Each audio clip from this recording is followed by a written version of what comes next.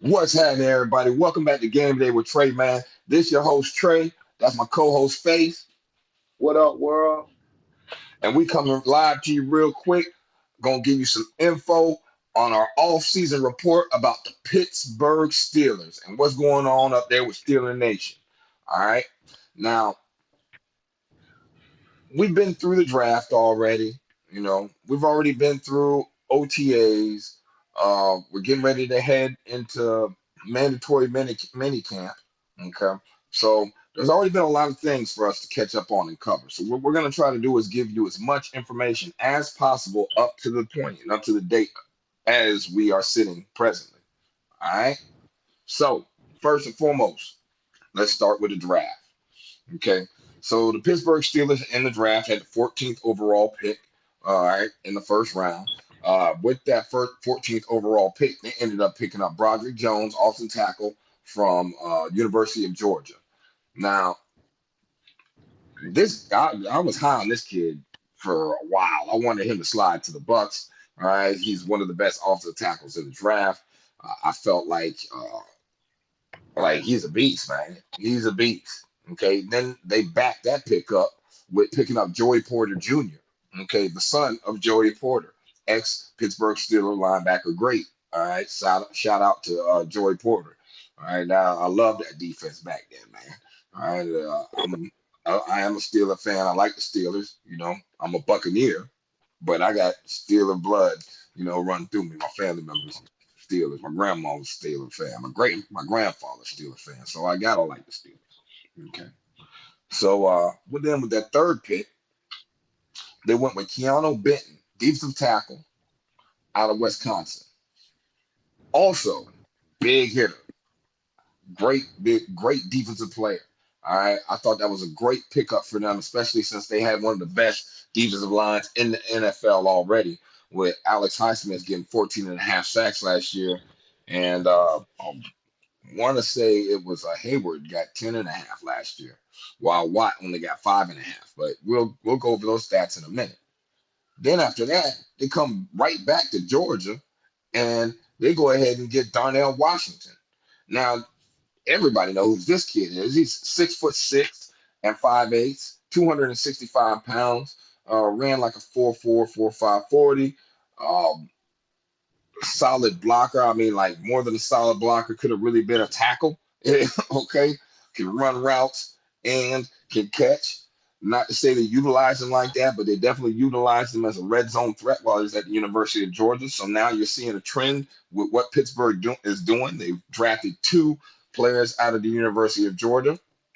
Then they come right back in the next pick and go back to Wisconsin and get Nick Herbig. Now they already got Nick Herbig's brother on the team. All right. So that's another family tie that you're seeing. Once again, that Omar Khan and Mike Tomlin are trying to build right now. All right. At least in my eyes. I mean, they got the Watt brothers over there. They got the Herbig brothers over there. They got the Hayward brothers over there. They have the sons of former players over there. Then they come right back and get another corner, which, by the way, when we're talking about Herbig, because I really don't want to leave that portion yet. He's an edge rusher, but to me, he seems like he could be an inside linebacker or a better inside linebacker than an edge rusher. I think he might have that intangible. Not sure if they're going to give him the opportunity. Okay. Uh, I'm not sure how they're going to come back and end up finally replacing Ryan Shazier, which they still haven't done. Devin Bush hasn't really truly panned out, so I think it would be a good possibility or a good opportunity to give that young man a chance. But I digress. Now we get back to their next pick, which was Corey Trice, all right, cornerback out of Purdue. Honestly, has an opportunity to start soon. All right, like this boy is a beast. Everything that I'm hearing from camp about him, he's gonna be pushing to get in that starting role by the end of season. And with their final pick, they got Spencer Anderson, offensive lineman out of Maryland. So all in all, Omar Khan And Mike Tomlin almost probably had one of the best drafts in the NFL this year. But what say you, Faith? Hey, the way they going about it, they gonna have instant continuity. They they gonna have people that's familiar with each other already, Yeah. and so I think that's good when you got these guys coming in fresh to have a sense of comfort. You know what I mean? Somebody that they can learn from and learn with. When you play college football, you become brothers. So Hmm. if you get one of those guys on your team, that makes you feel better about the place that you're at. So I think they're doing a pretty good job, and these guys top athletes anyway. So that ain't that ain't Yeah. hurting. I Ain't mean, like they getting them good. the world only has a limited quantity of individuals who can play certain positions and certain styles of ball in the NFL, man. Okay, let's not think that some of this stuff isn't genetic. Okay, you don't think the Watt brothers, when they were growing up with Derek Watt, J.J. Watt, and T.J. Watt, all growing up in the same house, and you don't think that when T.J. and Derek were watching J.J. be drafted, uh, and accomplish all the things that he was accomplishing in the NFL, you don't think that those things didn't drive the passion and just the understanding that these kids have that they can do it too? It's not just their brothers, it's in them too. That's a genetic thing, man. That's that bloodline, man. Just saying. And just to be able to get out there and fight with your brother, like it's a whole other sense of urgency. It's a Yeah. whole it's different. You know what I mean? Hmm. These dudes, like you say, they've been playing against each other, with each other their whole life.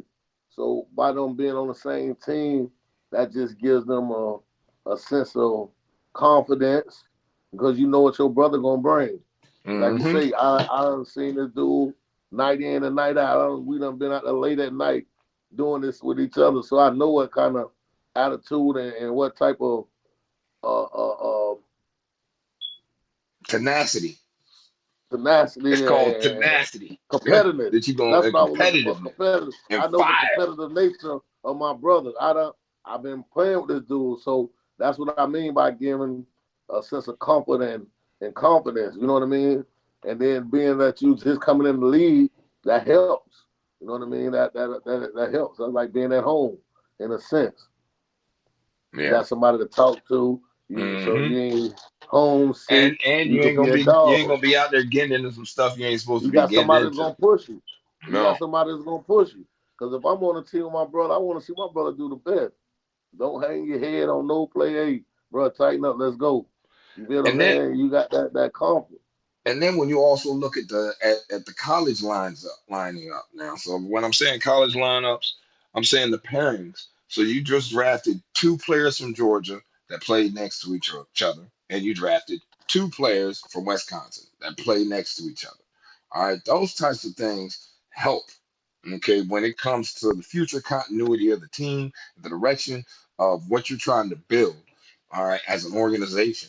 When you look at what Georgia had last year, when they had Washington and Broderick Jones right next to each other, and you have Washington pull, okay, and of course you had Bowers that was on the left side, and or yeah, you had Washington who was on the right side usually. So when he would pull and they would sweep in his sweep in Broderick Jones' direction, you would see Washington crushing somebody, okay, and then downfield, Broderick Jones is airlifting somebody out the stadium, okay, like that type of thing. You feel me? So when you get these two boys together and they finally do mature to where they're supposed to be at, which everything that I'm hearing out of camp, all right, Darnell Washington had 4 touchdowns in one practice. He had 4 red zone touchdowns. Now, when you're talking about a 6'6" and 5'8", 265-pound tight end in the NFL, those types of things matter. All right, size matters in the NFL, and when you got a dude like that with, I think he had like a 39-inch vertical. Okay, his broad jump was about 11 foot. or 11'6", somewhere around there. So it was a decent broad jump that he had. You're talking about explosion. You're talking about power.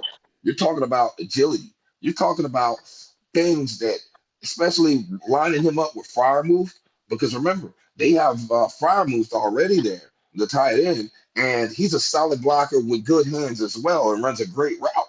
All right, so now you got those two tight ends. One of them athletic enough to put in the backfield because Darnell Washington played running back as well for the University of Georgia. They actually put him in the backfield the same way that Bill Belichick used to put, and it is what it is, who it is, you know what I mean? But he used to put Hernandez in the backfield. Okay, remember when he used to put Hernandez in the backfield and he would pitch it to Hernandez and he would run a sweep, all right, behind Gronk down, like he averaged, well, I want to say like 25 yards of carry on that type of stuff. All right. So we're looking at an athletic, a supremely athletic young man. All right. Who I honestly believe Mike Tomlin will take full advantage of. Now, how long is it going to take Jones to take that position from the tackle that he's going to be battling, which is Dan Moore Jr.? That could take some time. Dan Moore Jr. has been doing pretty good for the last 3 years that he's been there. I understand that eventually Broderick Jones might take that, but not sure right now. You can't tell what's going on when people are in shorts, you know, and And I especially think with I rookies. think I think by them facing the pass rushers that they're gonna be facing the first few games, that might be why they will start more over Jones right now, but just because the learning curve. You don't Hmm. want to go out there and have to learn against the best. You know what I mean? It's like you Yeah. throwing them to the wolves, but sometimes you got those guys that you might believe in. They might see something in him during training And camp or OTA. You know what I mean? And they hold up, might. just so y'all know, let me rattle them off to you, right? So the first game, and this is jumping ahead for y'all, but this is also letting you know about this draft and why it's going to take a second for Broderick Jones to get out on that field. Okay, because in week one they play San Francisco. All right, Bosa, that's Bosa. Bosa in the You don't want to game, put him out there against Bosa game one. Bosa in the game. Then game two they play Cleveland. You don't want to put him out there against Garrett. I get it. Then game three, Vegas, Max Crosby. Not sure if you want to put him out there against Max Crosby yet either. All right, so when you get back to Houston and stuff like that, where you're getting Will Anderson, where who's someone who he's already had success against, and then yeah, you might win on that one, and that might be a good spot that you see him actually see the field. In my eyes, But then again, hey, it depends on what they see. If he yeah. has the intellect to pick up the different schemes and he's a better athlete, I understand by him being a 3-year starter, but they have seen the mistakes that he's gonna make. They know pretty much what they could cover up with him. But at the end of the day, this guy comes in and he's learning fast enough to impress the coaches to believe it. Hey, he's a way better athlete than Moore Jr. I could say that. So Hmm. going against these type of pass rushers, he might give you a better chance. You know what I mean? He's young. If he fearful, if he's fearless, hey, I'll put him out there because once you see these top 3 guys, 4 guys, the rest of the league shouldn't be nothing to you. So you might want to get him out there early. It depends on the quickness that he picks up these offensive schemes and different blocks. They got it's not just going out there and blocking people. You have to be able to think because you got people trying to trick you with different stunts. You got a lot of schemes that go on that line that we don't know nothing about. We think it's just go out there and block somebody. Yes, No, simple. it It ain't sounds nothing like simple. going out there and block. Blocking Yeah, is all about communication. Blocking is yeah. all You about got you got to communication. know. Everybody be on the same page. Yeah, it's a lot that goes on out there. You got to have a mind. You got to be kind of intelligent to be on the line if you're going to be a star lineman. Let me You give know you what I some mean? history. I'm gonna give you some Steeler history right now, right? Alan Faneca, Hall of Famer. Hall of Famer.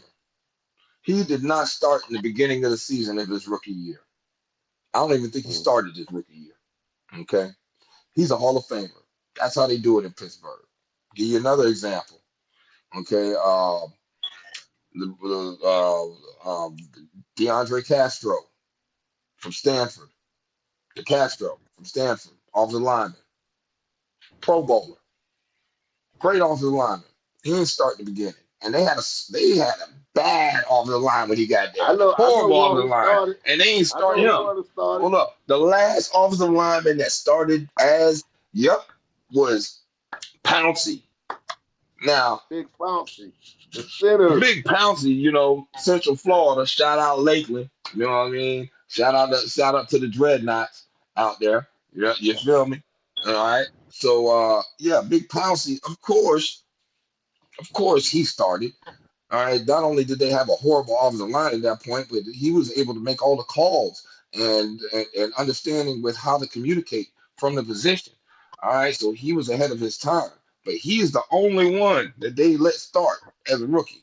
So Hey, I'm not sure if Broderick Jones gonna get out there yet. I mean, I ain't like gonna say he'll start. I just say I wouldn't I not wouldn't just start not him in give the him a beginning. chance.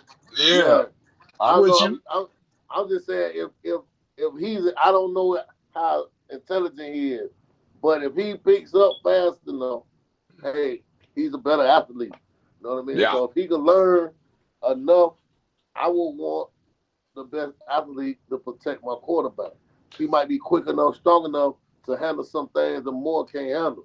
You know Look, what I I mean? think So I think eventually both of them will be out there. Like I think yeah, eventually Dan Moore Jr. and your man right there, Broderick Jones, will be out there at the same time. One at the swing and one at the and one on the blind side. All right, but I at the want end me of a couple of tips on the line. Feet work and hand placement. the Footwork and hand placement. You feel me? mm-hmm, Yeah, I'll tell you. So it depends. I would love to see him start though.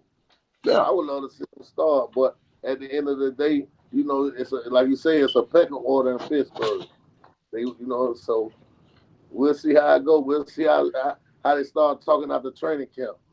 Going into the season, we'll know a little more. Exactly. So let's go ahead and take a look at some of the stats from last year to understand why that they made those picks. Okay. So last year, Kenny Pickett finished with 2,404 yards passing. Okay. He was 63% completion rating, 245 completions out of 389 attempts. So his completion percentage was pretty good considering that he was a rookie. All right. Uh, then he averaged 6.2 yards per pass. His best game was, or his average game was 184.9, but that's like par for the course on how Pittsburgh would do their rookies. Ben Roethlisberger was not throwing the ball when he came in. If you think Ben Roethlisberger was throwing the ball, he was averaging throwing the ball like 19 times a game, 18 times a game. They protected him with Jerome Bettis. Okay. Um, so that's just the way they do it there. Okay, Najee Harris ended up with 1,034 yards. Um, oh, by the way, Kenny Pickett did have 7 touchdowns, but 9 interceptions, you guys. Yeah, 9 interceptions. So you got to clean some of that up. But I think opportunities clean those types of things up, as well as experience cleaning those types of things up. Now, remember, he was a rookie. He also did get sacked 27 times. All right, which That their offensive line struggled last year. I know they had a lot of They injuries, struggled bad. a lot of things they were battling through last year as a team and as an organization. So that's why it was important for them to go get those two offensive linemen with the first pick and the last pick in the draft. It's not a mistake that the very first pick, offensive lineman, very last pick, offensive lineman. Okay, that's just what they had to do. Okay, now as far as receiving yards. Deontay Johnson had 882 yards receiving last year. Okay, but you know when when you're talking about the wide receivers there last year, it really wasn't Deontay Johnson, man. I mean, he was good, but Pickens, man, Pickens came out of nowhere. Okay, when you're talking about somebody who was killing it in fantasy and was being productive on the field, let's just look at their stats, right? So Deontay Johnson had 86 receptions on 147 targets for 882 yards, average of 10.3 yards a game, zero touchdowns. All right, one fumble. His yak, he had 235 yak yards. Okay, and as long was 37 yards. Game average 51.9. He played all 17 games. Now let's look at the next young man that I was talking about, George Pickens. George Pickens played all 17 games compared to Deontay Johnson's 86 receptions on 147 targets. Pickens was 52 receptions on 84 targets. Okay, so look at just the proficiency of the young man, and then look at the yards. 801 yards versus the 882 yards that Deontay Johnson had. Okay, Pickens is averaging 15.4 yards a catch. All right, 4 touchdowns.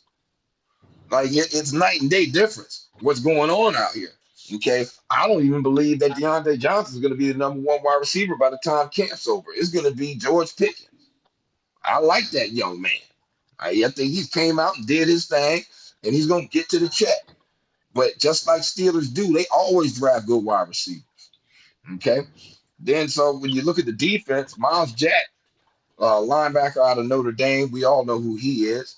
Okay, he led the team with 104 tackles. And then you got Minka Fitzpatrick at six. Count them. Jordan six. Yes, six interceptions, you guys. All right.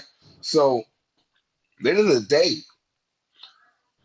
when we look at what they drafted versus what they had, is Mike Tomlin and Omar Khan creating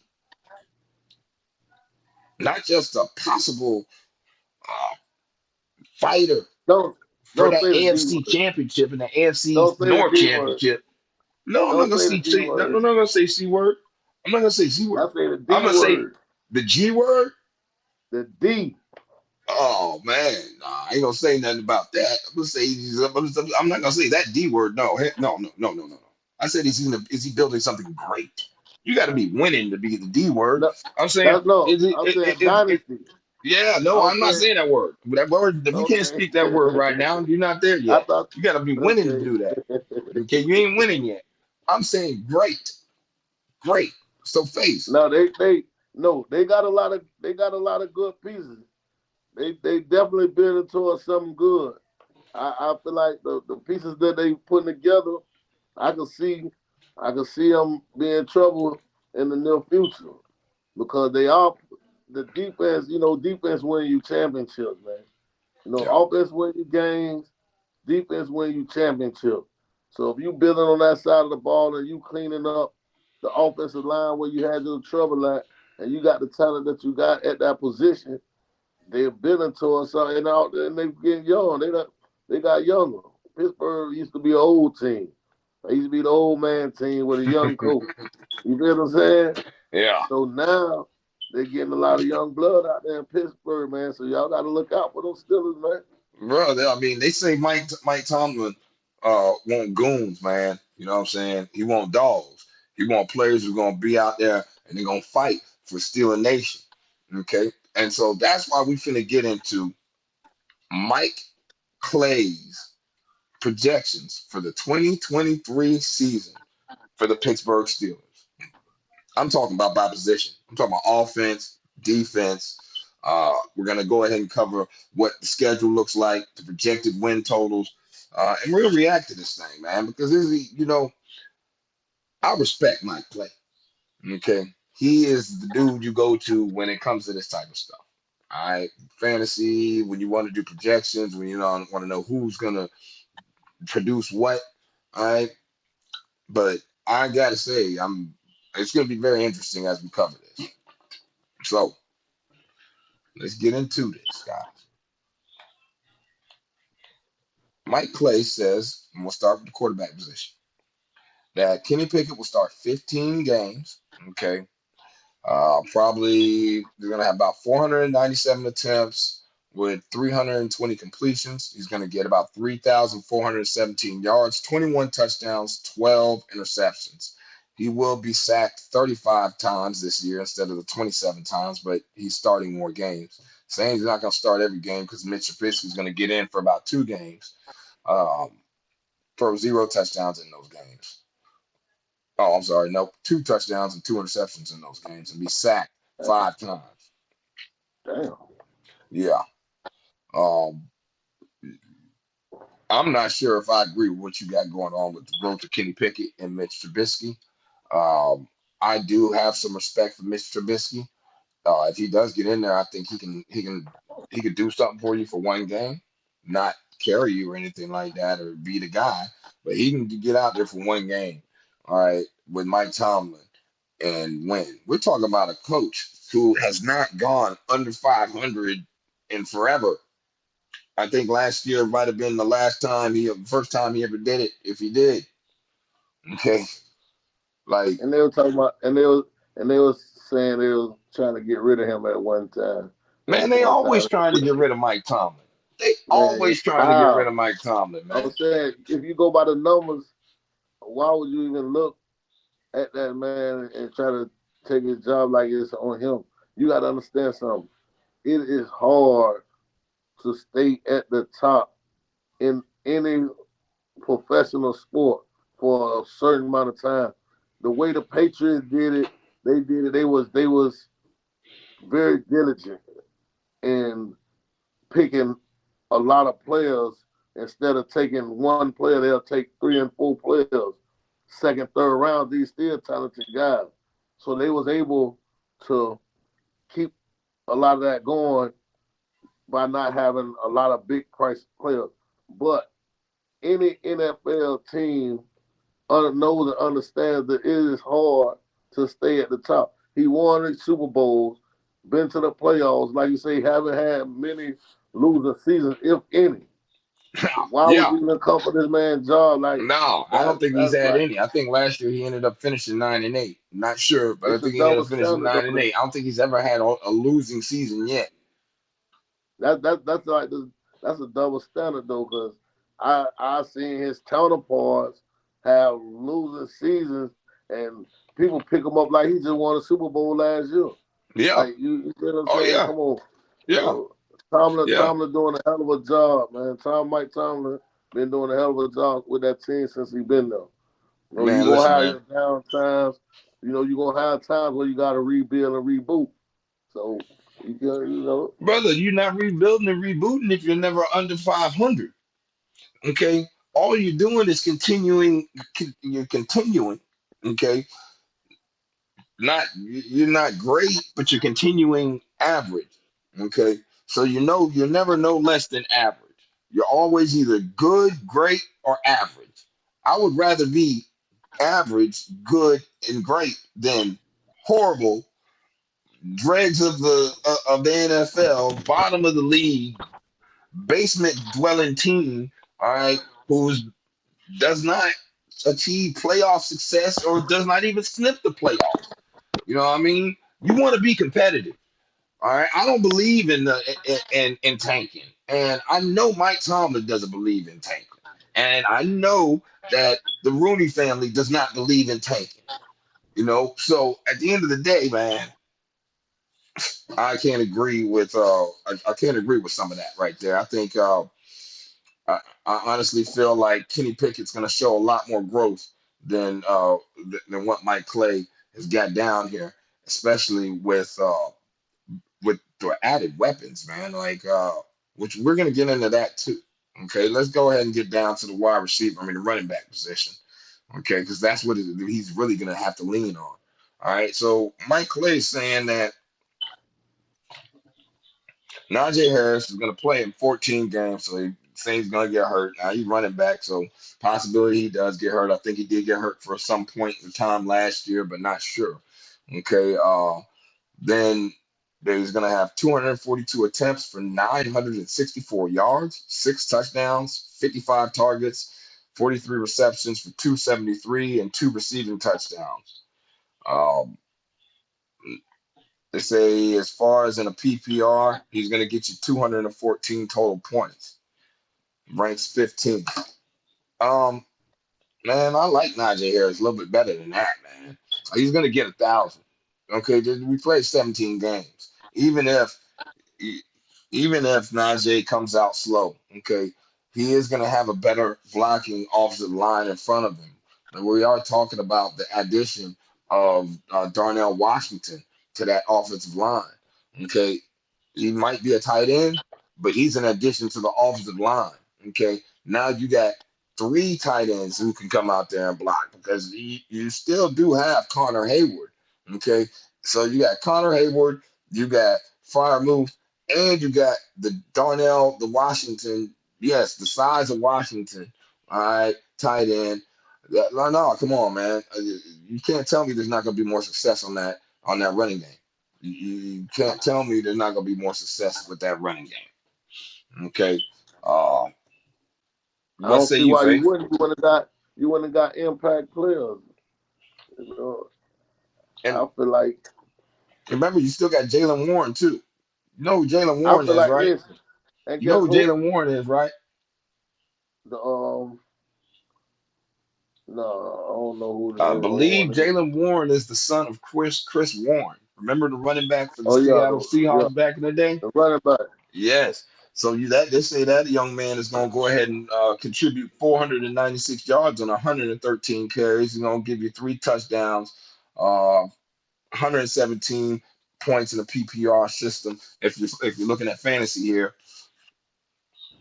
like yeah, dog, they, I think they're going to be able to Just run the by ball, man. just by having just by drafting Broderick Jones, you gonna pick up make you gonna make You're you gonna gonna make make that that running back. You're gonna make Najee Harris more successful by drafting not Broderick only that, Jones and by drafting Darnell Washington. You are gonna make Najee Harris more successful. In turn, gonna make that play action more successful. In turn, gonna make everything else more successful. People and try to more. devalue. Go He ahead. gonna push more Junior to play better.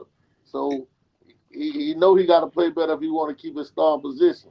So just Hmm. by you drafting that player, that's gonna make the competition in your locker room better, and so that's gonna push his play up.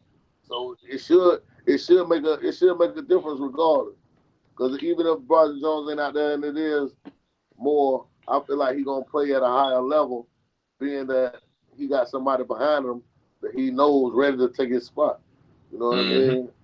So you gonna play a little harder when you got that competition going on. So I feel like it's gonna make it a better line just by that having that competition going on. Yeah, I could dig it. I could definitely dig it. So then when you look at the wide receiver position, remember Deontay Johnson last year had 880 some odd yards or something like that, and Pickens had 801. Okay, I believe the target ratio was 86 receptions, 147 targets for Deontay, and for Pickens it was I want to say 52 receptions on 80 some odd targets. I want to say 85 or something like that. What I said earlier. So I gotta believe that that's gonna go up for first and foremost for Pickens. Okay, they did get Allen Robinson. So that's going to free him up a little bit more. Now, not to say Allen Robinson's a great wide receiver. We know what he did last year with the Rams. He didn't do anything at all. He was a complete disappointment. That's why he was a one and done out there in LA. And he was supposed to really carry him. He had an opportunity to carry him. You had other people getting hurt. I think Cooper Kupp got hurt for a little bit. Like, you had a lot going on last year for the LA Rams. Okay, he really should have stepped his game up, and he honestly could not get into the system. But when we're talking about Pittsburgh, we're talking about wide receiver U. All right. Every wide receiver that they bring there and that they get there is successful. It's hard to not find a successful Pittsburgh Steeler wide receiver going back to the 90s. All right. It doesn't really matter. They just do what they do with wide receivers. All right. So I think Allen Robinson was a good pickup. They did get Calvin Austin the third. All right. But let's look at these stats that did for Deontay Johnson projections. Though they project Deontay Johnson to have 126 targets and 78 receptions on 960 yards, 4 touchdowns, and 204 points in a PPR system. His rank is 23rd wide receiver. But then George Pickens on 98 targets, 62 receptions. His yards go down to 797 yards. You telling me that boy gonna have that far of a step back because Allen Robinson Jr. is added to the team? Come on now. Come on now. I mean, I know they're I gonna mean, be running the ball, but come on now. The man runs all the routes. Okay, he does. He runs all the routes. All the routes. Face. somebody, Come on, if tell me something. Make me somebody else feel. might be getting them targets. They might feel like they got another receiver. They're gonna be What throwing the ball to or the tight end. That we gonna tight end cover? might be getting the tight end gonna take away some of those targets too. You got Oh to think well, about it. They got to, huh? well. I mean, I know Fryermuth. Fryermuth. They said Fryermuth's gonna get 60, 60 receptions on 88 targets. Okay. Uh, Connor Hayward gonna get 21 targets, 15 receptions. They say Darnell Washington's only gonna get 16 targets and get 11 receptions for 1 touchdown. I'm not That understanding how that's gonna even happen. Okay. I that I, that I believe this that offense is going to depends be solely on how explosive. fast he pick up the offense. I believe this I is believe well. he'll get more targets if he pick up the offense.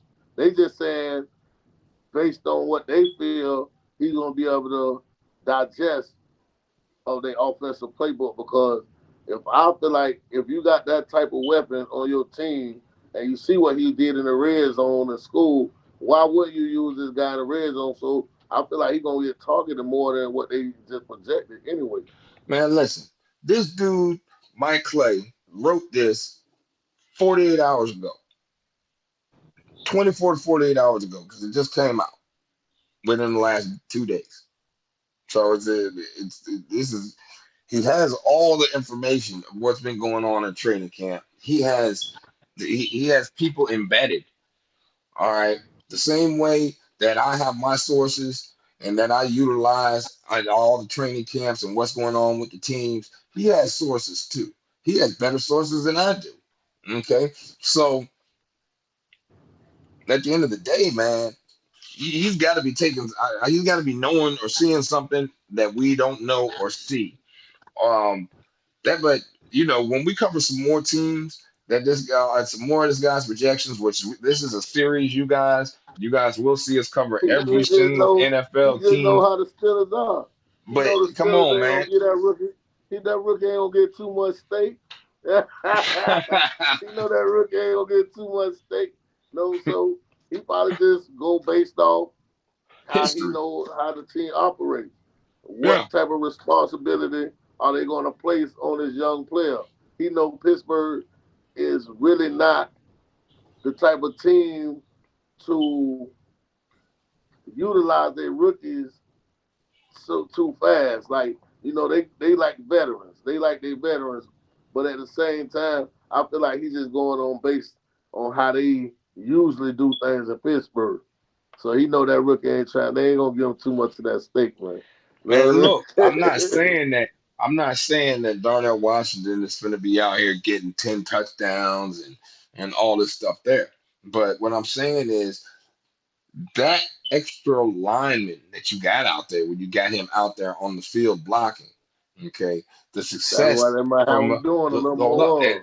but that leads to more yards for Najee Harris. That leads to more yards for George Pickens.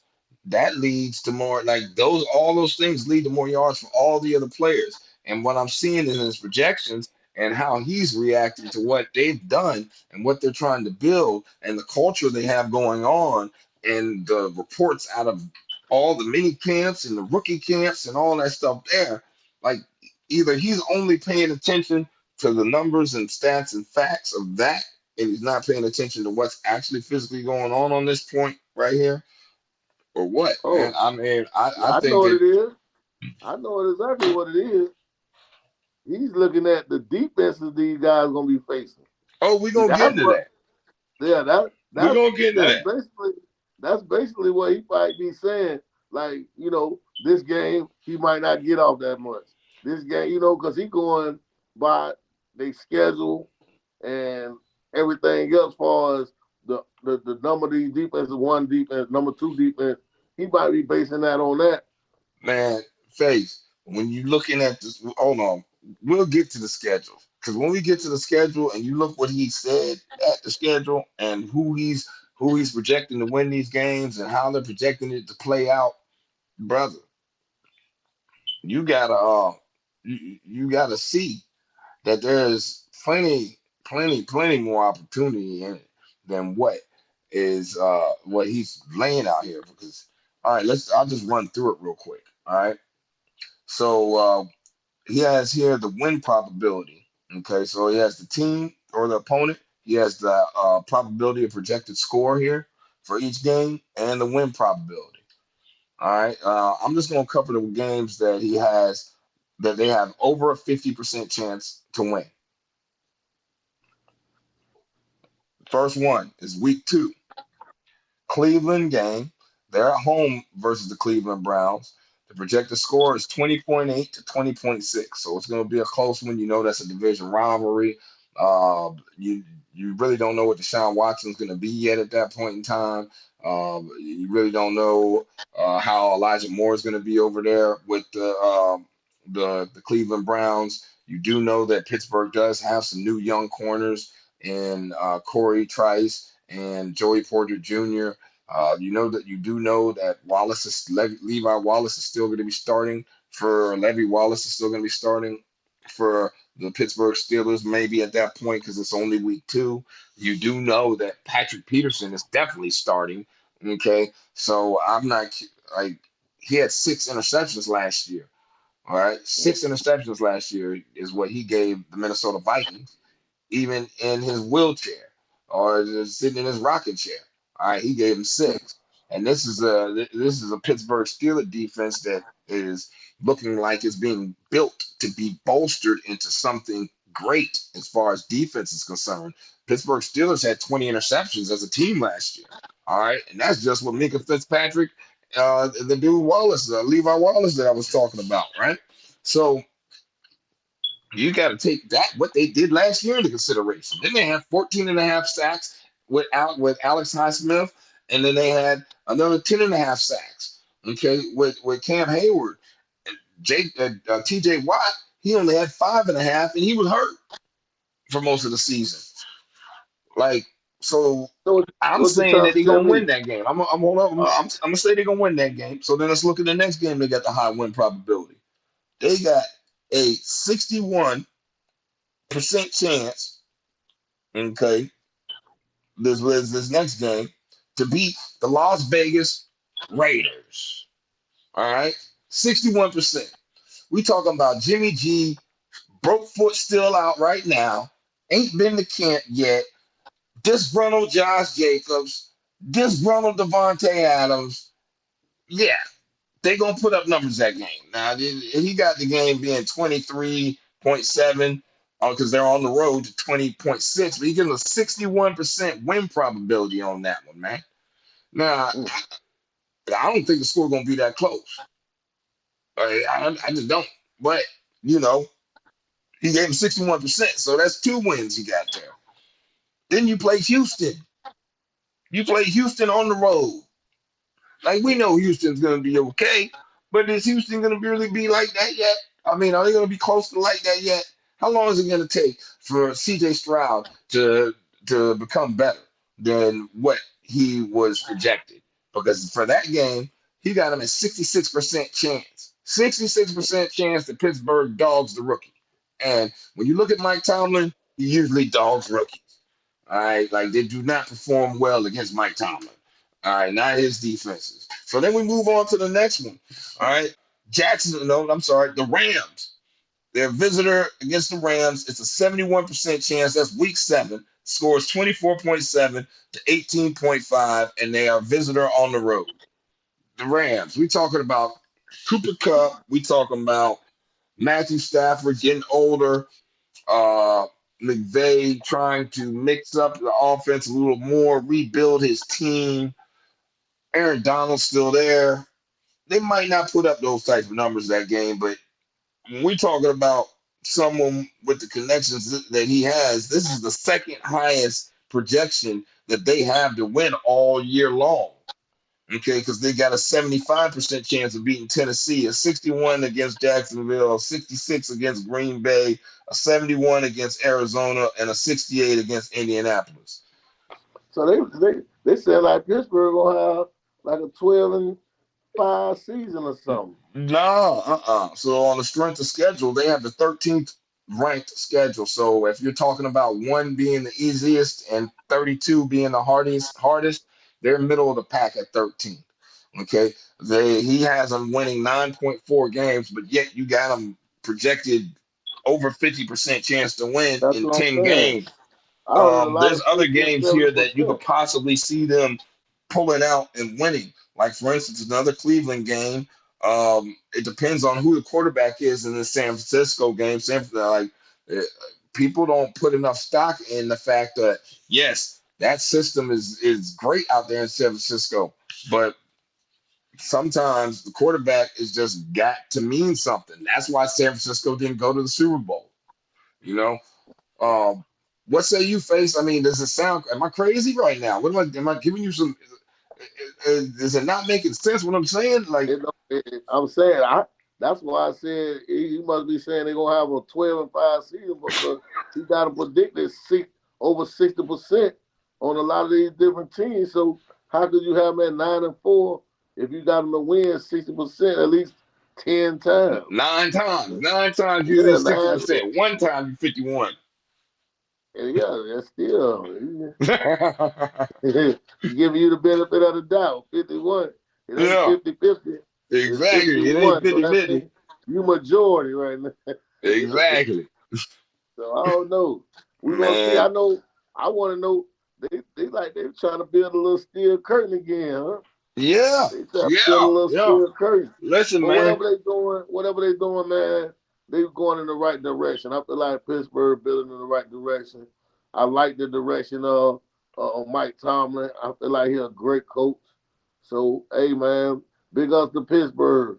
But you know who the real pirate is. You know what I mean? So just know that. You know what I mean? Yeah, Hey, shout yeah, I out to can the dig that, Pittsburgh dog. fans I can though. dig that. Hold up, man. We still got another portion of this to cover real quick, man. So let me talk about this defense, brother, because I went through all the wide receivers, went through the tight end position, fire move they want. They're saying that 88 targets, 60 receptions, 643 yards, 148 points, ninth best tight end in the NFL. All right, as far as fantasy wise, as if the additions aren't going to affect what he does out there. Once again, I disagree. I think that I'm not saying that he's going to be a 1,000-yard tight end. I'm not saying he's going to be an 800-yard tight end. But I am saying that he's going to still stay probably around that 643 you got him at.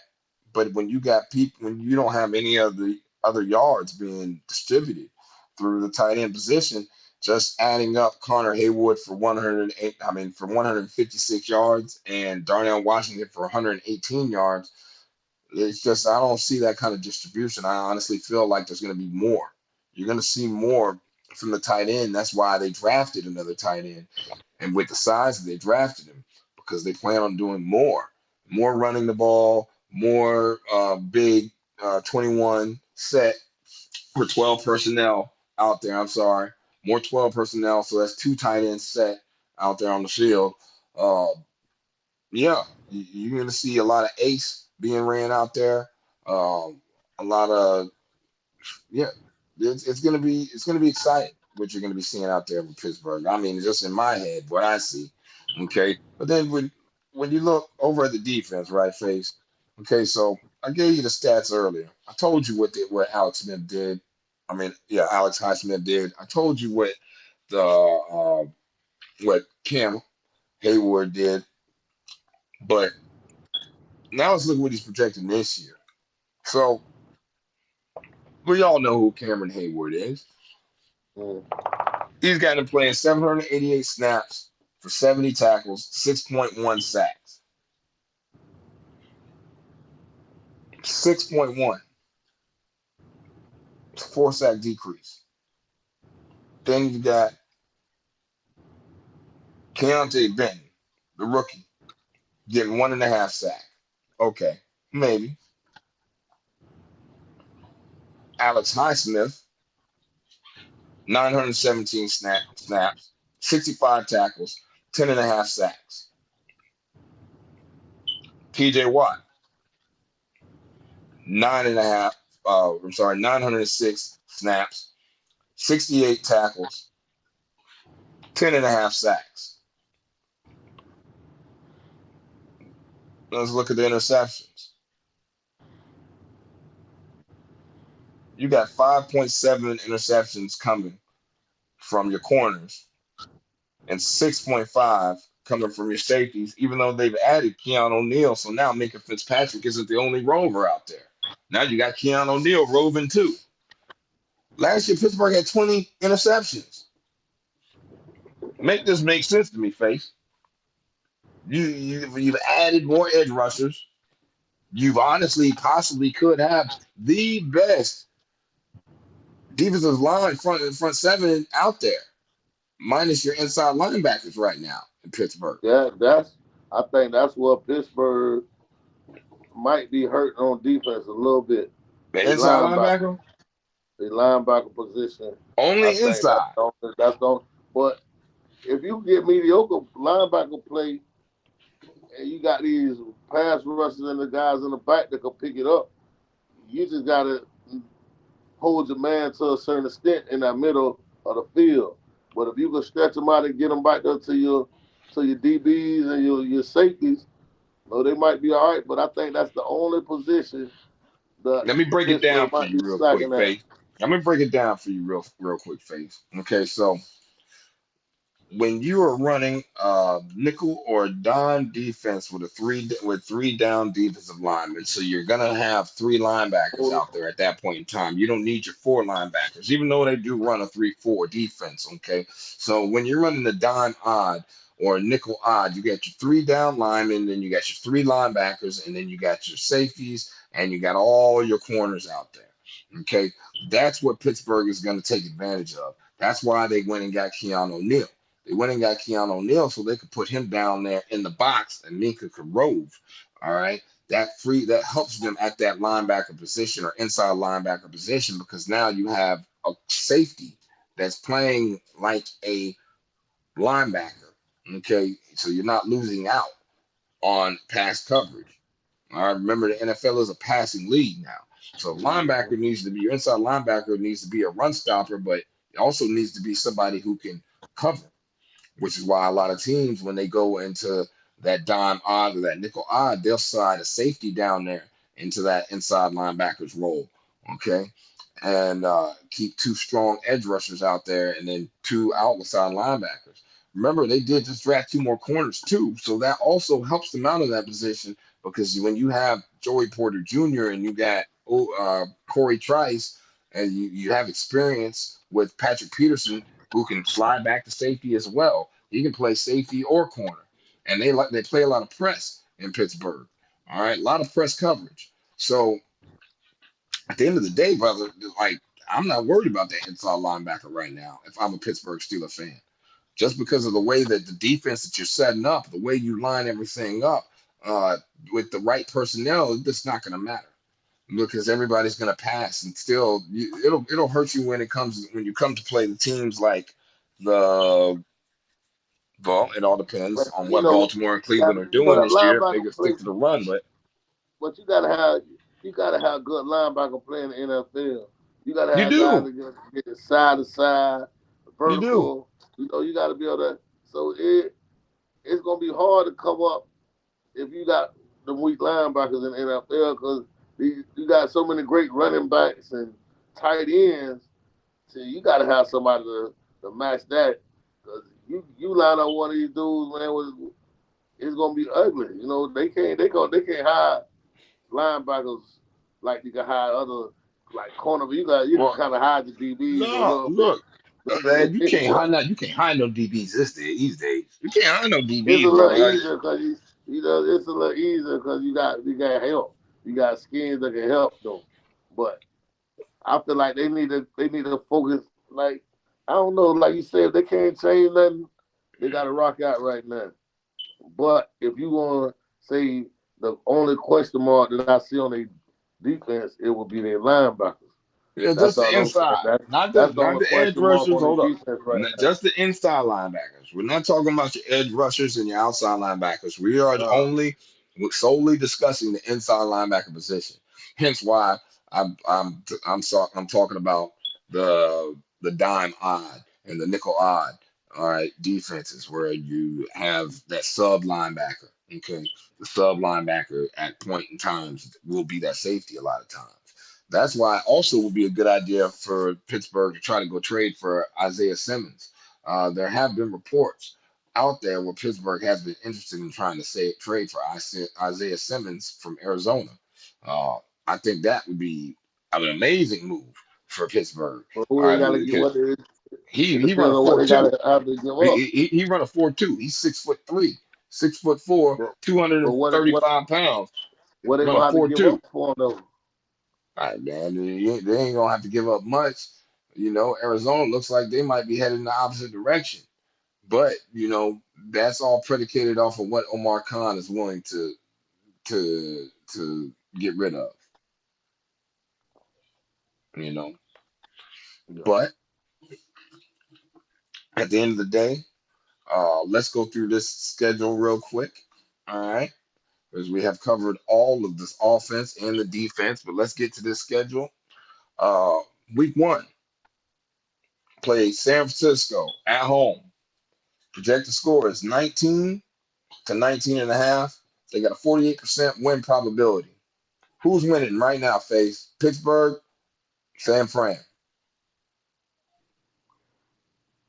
San Fran, I mean, I'm gonna take Yeah, San Fran.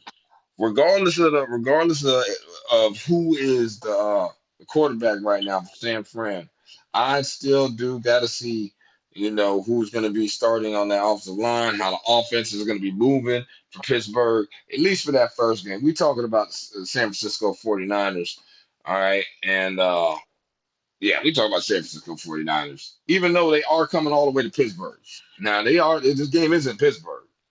Okay, so that's what gives them a dog in this fight, gives them a good chance. Because that defense, I think that Pittsburgh defense has a chance and ability to be one of the top defenses in the NFL. Hands down, bar none. I think they're going to be one of the best defenses in the NFL this year. Just about the ability of creating turnovers and creating pressure on the quarterback. If you don't see that, I don't know what to tell y'all out there, but that's what I'm seeing. So, yeah, on a head up, I'm money line. I'm taking San Francisco. But if I can get like 3 points or something like that, or like either 2 points, if I can get 2, 3 points, The way the way maybe the even boy 5 points talking, that the game. way the way the boy talking, you could take Pittsburgh money line because they gonna be the favorites. Well, It, I it, mean, it, it's the win probability for Pittsburgh is only 48%. So the favorites will oh, be okay. San Francisco. Oh, that's Okay. one. That's one of the ones they ain't want to talk about. Yeah, that's his 50-50 game. That's his 50-50 game, Okay. basically. It's 48% chance to win that game. So, yeah. So, yeah, if I'm taking money line, I'm taking San Francisco. But if I get some points with that, I am taking Pittsburgh Steelers. So let's go.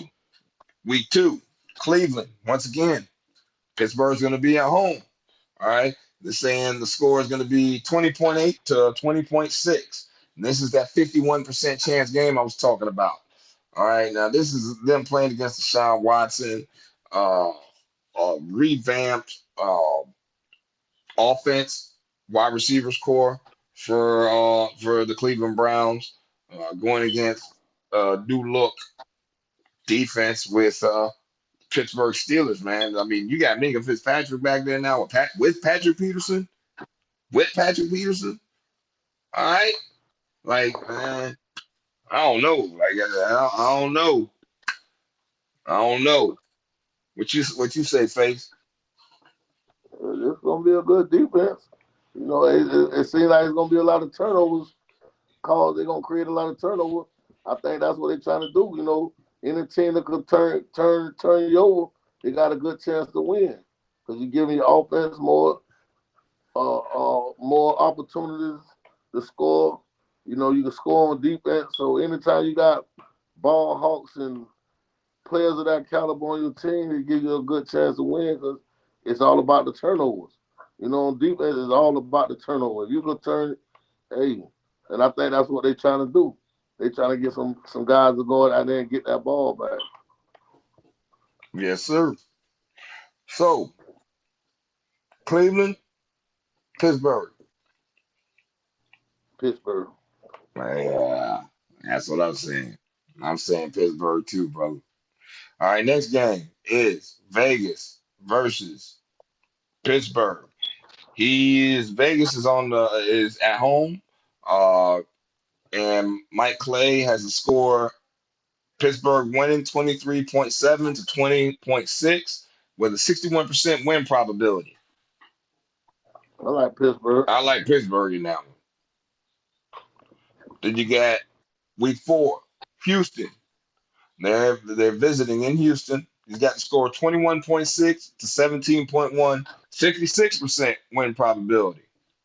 I like Pittsburgh. What say you, Face? I don't know. In Houston, Houston? that sleep. Houston, that sleeper H-Town? mob. I'm telling y'all about. Houston H-Town? is sleep. They're a sleeper mob now. I'm telling y'all, Houston is a sleeper mob. Just remember I told y'all that. I ain't Man, gonna say they'll win or lose, but we talking about a Houston rookie is quarterback. gonna be a sneaky. They gonna sneak up on some people. We're talking about a rookie quarterback Hey, that's all against right. Mike Tomlin defense. Hey, it don't matter. Brock Purdy came and seen a whole bunch. But not Mike Tomlin defense. Not Brock Mike Purdy Tomlin defense. I was just saying it could be done. I don't know. Just don't look at Houston like they might not be at the top. They might not be the cream of the crop, but they got some nice pieces in Houston too. I seen it. They got some nice pieces in Houston. Just watch. Remember what I told you. All right, we're gonna get to Houston eventually, dog. When we get to Houston, I hope you got the same energy when we get to Houston. All Hey, right. I'm just saying they got some nice pieces. They did some things in Houston. Yeah, well, we're gonna talk about them too. Okay. Week 5, Baltimore. I like They're home. Baltimore. They're home. It's Pittsburgh. I like Pittsburgh at Baltimore. home. Score is going to be 21.0 to 22.3. Baltimore wins, 45% win probability for the Pittsburgh Steelers. I'm taking Lamar Jackson. That's it. Taking Lamar Jackson. So let's go on. Rams, week 7. Oh, I'm sorry. Bye in week 6. And then week 7, they play the Rams. Okay. Now, when they play the Rams in week 7, we are talking about the score is going to be, wow, there we go. 24.7 for the Pittsburgh Steelers, Rams 18.5. He has the win probability for a 71% chance for Pittsburgh to win. I like Pittsburgh. Yeah, I love Pittsburgh in that one. Next, we got week 8. They a home game against Jacksonville. He's got to score 23.2 to 20.1. Pittsburgh wins with a 61% win probability. That's gonna be a fight. Yeah, I don't know about that one. I don't know why he's got That's gonna be a fight. 61%. Jacksonville did some things too. I got some Jacksonville, faith in Jacksonville. We're gonna talk about them later. Shout yeah, out, shout out to Jacksonville, man. that's gonna be Next, a dog fight. Tennessee. It's Pittsburgh's at home. Okay, the Pittsburgh, score is keep going. 22. Pittsburgh, Yeah, keep going. Yeah. Green Bay, Pittsburgh. Pittsburgh. We don't need to talk about that. Cleveland. They visiting Cleveland this time. Scores 19.7 to 21.7. Cleveland wins with a 43% win probability for Pittsburgh. Pittsburgh. Um, I might have to rock with still sitting on that one, man. I don't think that Deshaun Watson and all that's gonna really work like that up there. I just don't have faith in it. Um, Pittsburgh. Pittsburgh next. Cincinnati. They visit Cincinnati. Scores 20.0 to 24.4 with only a 34% chance to beat Joe Cool. I like Joe Cincinnati. Cool. Cincinnati. Nasty natty, baby. Sorry. Got to keep it 100. Chase, man, y'all gotta deal with Chase. We're gonna see what y'all made of, boy. Exactly. That's the real test right there.